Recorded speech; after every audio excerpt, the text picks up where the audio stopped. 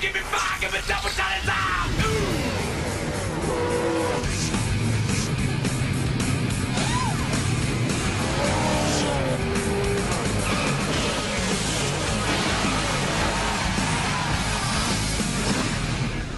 The Gear Jammers Truck Series came to a very historic and dangerous place, the Monza Oval left turning version, and it would turn into one of the most historic races in Gear Jammers history for a number of different reasons. Hunter Truell had his first career pole in the Gear Jammers Truck Series with Justin Morton, James Williams, Richard Schwinn, and Brett Moncari at the top 5 on a track that many drivers were very scared about coming in. And it didn't take long for the mayhem to start. James Williams takes the lead in turn 3 on lap 2. Hunter Truell catches the apron, loses it a bit, but he saves it. And then Justin Morton becomes the first victim of the Pirelli death wall. Literally.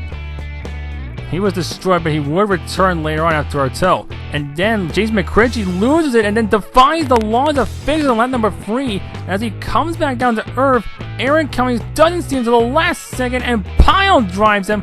That net kills Brett Moncari and Jason Garrett, and that was the first caution laid on lap number 3. And then lap number 9, Death Wall would claim another victim. James Williams loses out of 4, and bang! He was destroyed. His day was also over. No yellow though.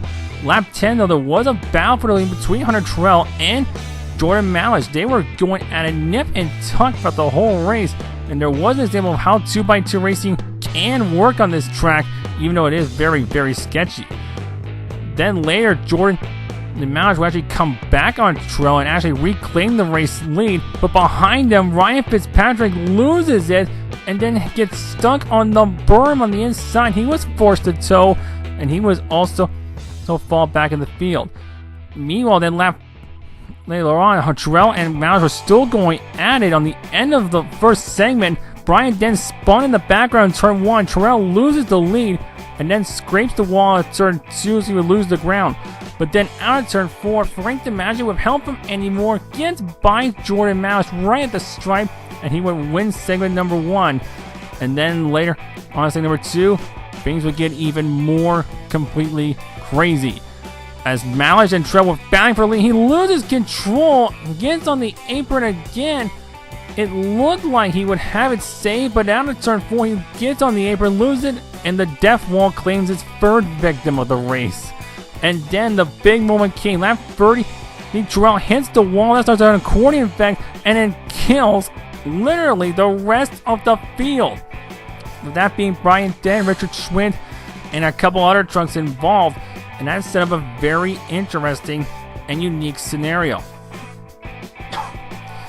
The problem was that only Chris Scow and Frank DiMaggio were the only ones on the lead lap, and everyone else pretty much annihilated with the exception of Justin Morton, who came back after his repairs were made.